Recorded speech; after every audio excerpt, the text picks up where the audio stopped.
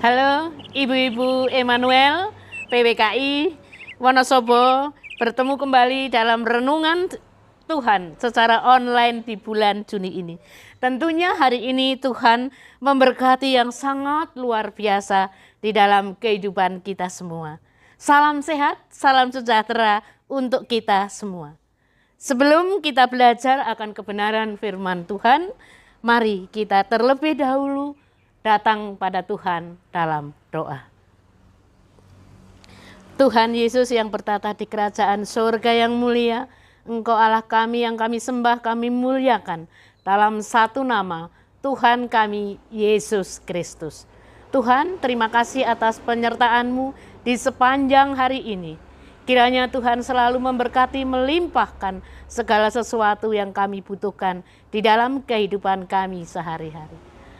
Pada sore hari ini Tuhan, kami hamba-Mu akan membawakan firman, membawakan renungan Tuhan.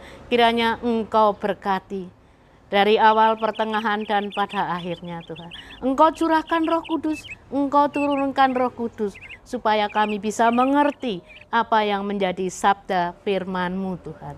Mari Tuhan, Engkau berbicara dan kami siap mendengarkan dan mampukan kami melaksanakan firman-Mu di dalam kehidupan kami sehari-hari.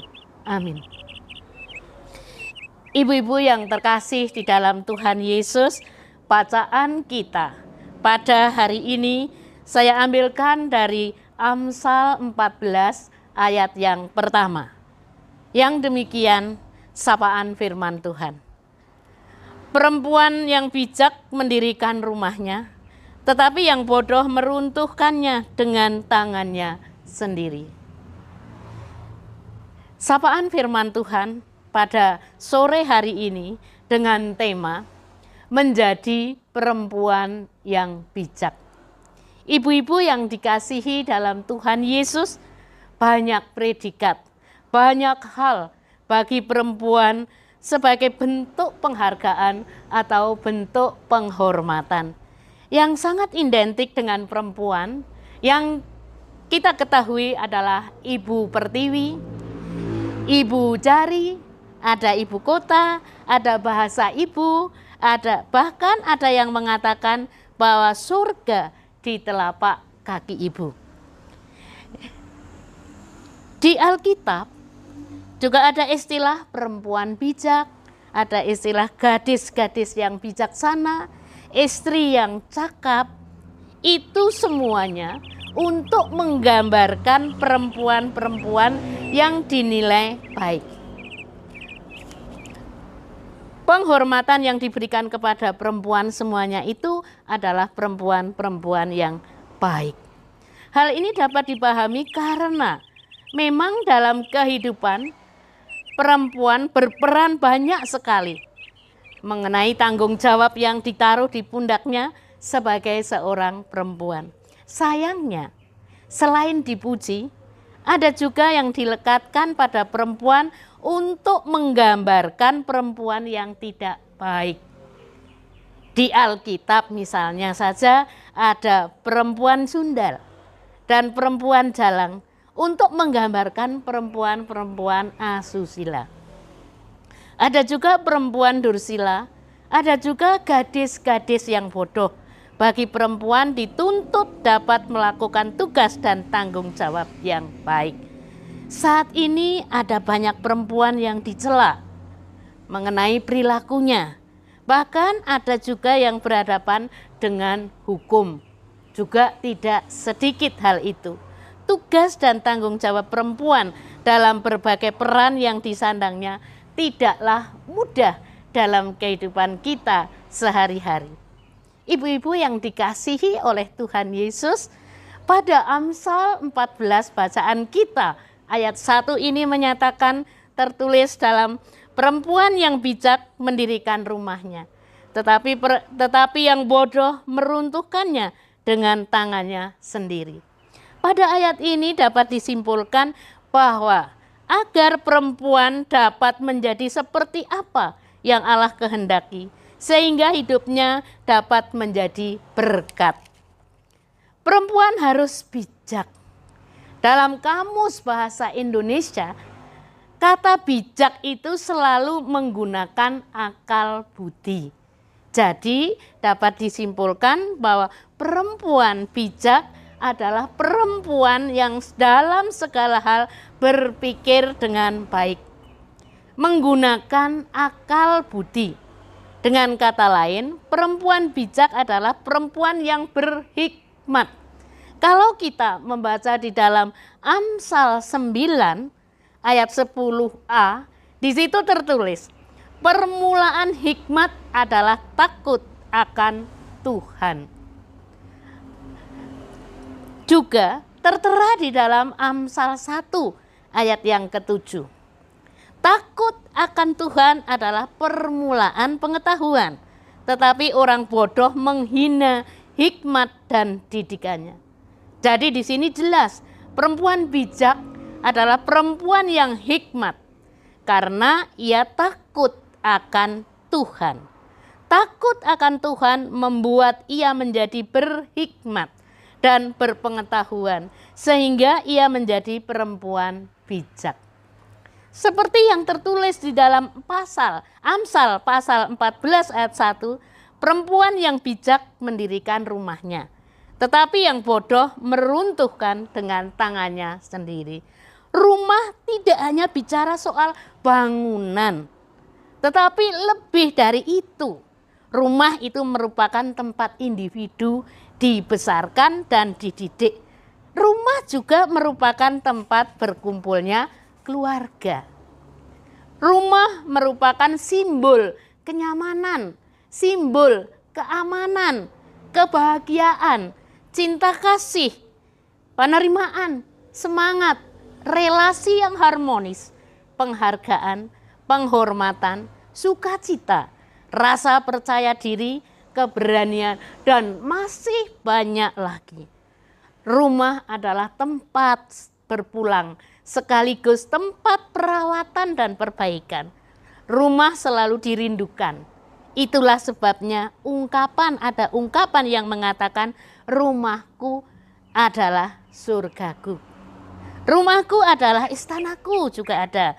Dan nyaman-nyamannya tinggal di istana orang lain lebih nyaman tinggal di rumah sendiri. Jadi apa yang dimaksud dengan mendirikan rumah?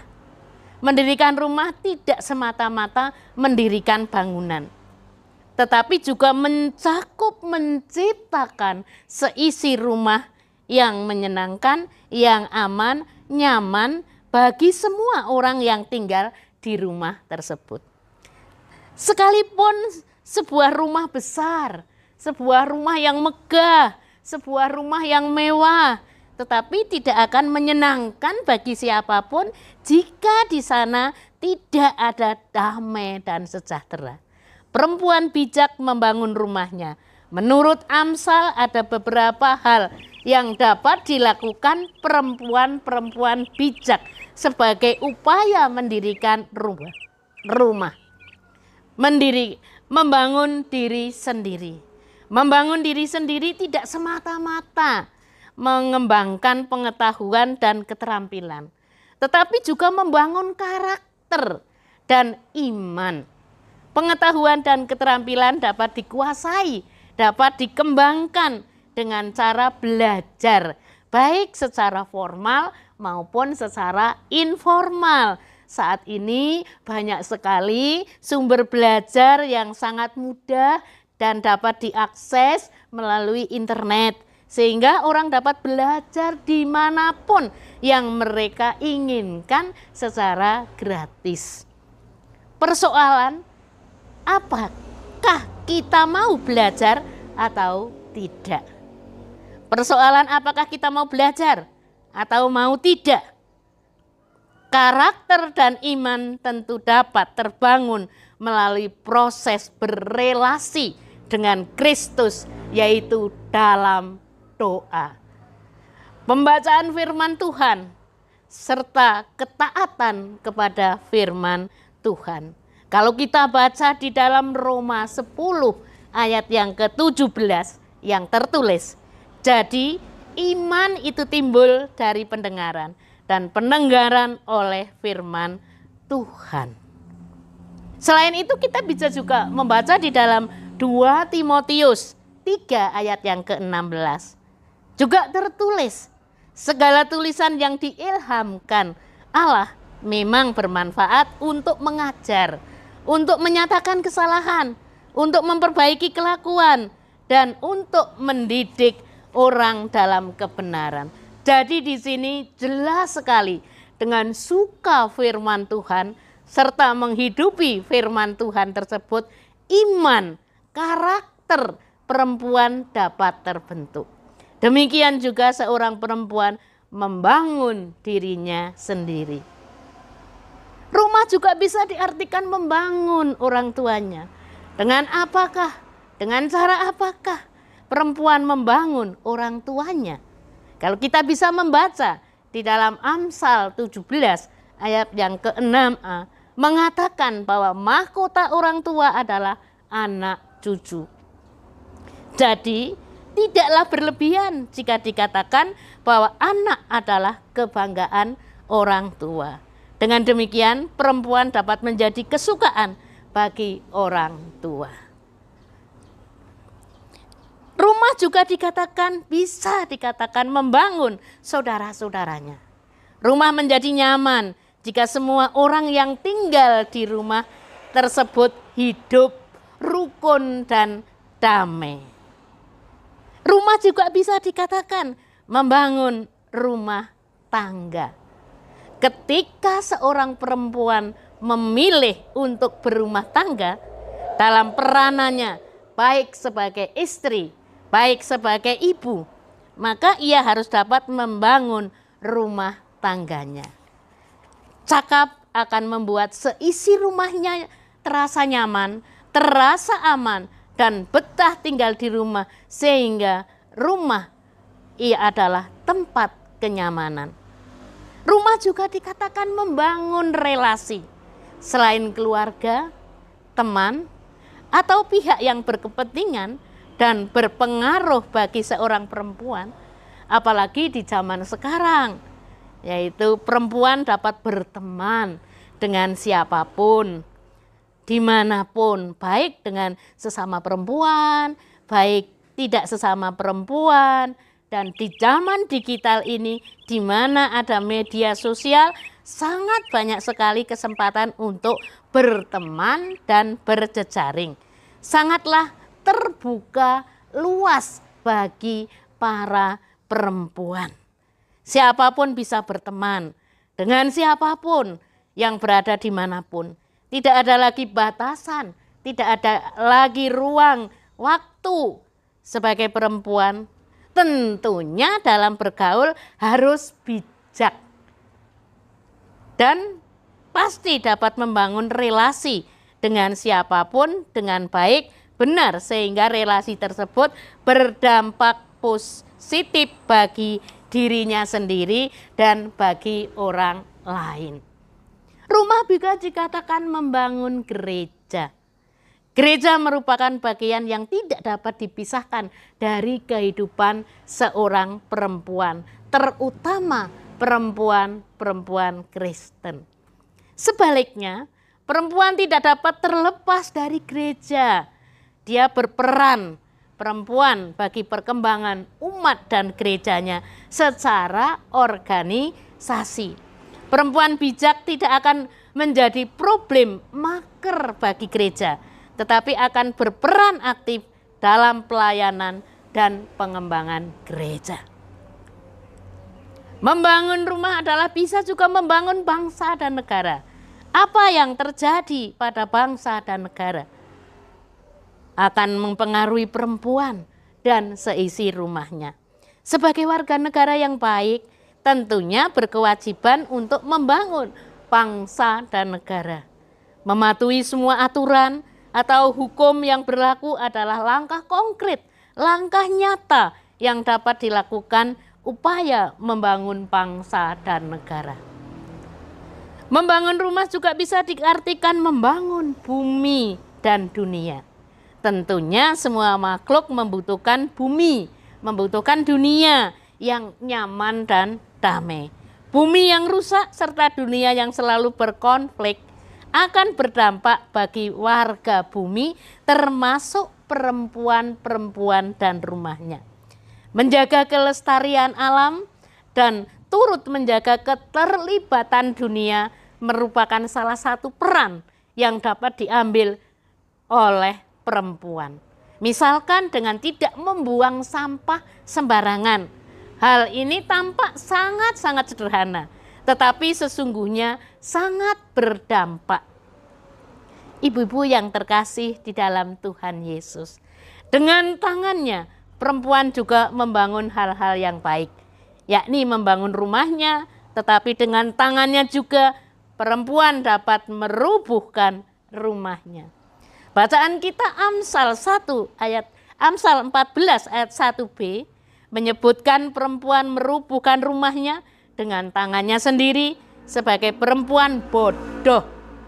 Perempuan bodoh meruntuhkan rumahnya dengan tangannya sendiri. Bodoh bukan karena kurang pengetahuan, tetapi karena tidak mau menerima nasihat atau didikan dari Tuhan. Nah, bodoh itu bisa berarti bebal, sangat tidak berpengalaman, dan tidak tahu malu. Suka bertengkar, cantik rupanya, cantik wajahnya, tetapi tidak susila. Tidak bermoral itu juga wanita bodoh atau perempuan bodoh. Membuat malu, membusukkan tulang suaminya. Dengan berperilaku dan berkarakter seperti itu, perempuan merubuhkan rumahnya dengan tangannya sendiri. Ia merubuhkan keluarganya, merubuhkan rumahnya, merubuhkan pekerjaannya, karirnya, usahanya, gerejanya, komunitasnya, lingkungannya di mana ia tinggal, bahwa masyarakat secara luas. Merubuhkan rumahnya sendiri berarti menghancurkan diri sendiri. Bacaan kita Amsal 14 ayat 1 menjadi pengingat bagi perempuan-perempuan untuk senantiasa takut akan Tuhan. Dengan demikian perempuan akan memperoleh hikmat, pengertian, kekuatan sehingga dapat mendirikan rumahnya. Mari kita mohon pimpinan Tuhan di dalam kehidupan kita sebagai perempuan-perempuan, supaya Tuhan memampukan dan menjadikan perempuan-perempuan bijak. Semoga Tuhan memberkati kita, Tuhan melindungi kita, Tuhan senantiasa menyertai di dalam kehidupan kita. Amin. Mari ibu-ibu kita berdoa setelah mendengarkan firman Tuhan. Kembali kami datang Tuhan dengan mengucapkan syukur dan terima kasih. Terima kasih pula atas firman-Mu pada hari ini Tuhan. Firman-Mu mengingatkan kami, menguatkan kami di dalam kehidupan kami sehari-hari. Supaya kami menjadi perempuan-perempuan yang bijak. Perempuan-perempuan yang takut akan Engkau Tuhan. Terima kasih Tuhan atas firman-Mu. Jikalau kami membawakan firman Tuhan, renungan pada sore hari ini, banyak sekali dosa dan kesalahan kami, kiranya Engkau mau mengampuni. Dalam nama Yesus kami berdoa. Amin.